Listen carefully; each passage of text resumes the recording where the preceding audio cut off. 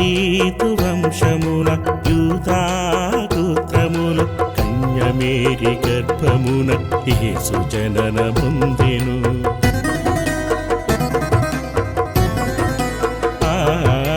దావీదు వంశమున యూదా గోత్రములో కన్యమేరి గర్భమున యేసు జననముందెను.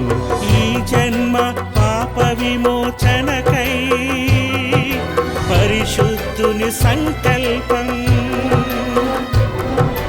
ఈ జన్మ పాప విమోచనకై పరిశుద్ధుని సంకల్పం, ఈ ధరలో పాపికి శుభమైన సందేశం, ఈ ధరలో పాపికి శుభమైన సందేశం, శుభమైన సందేశం.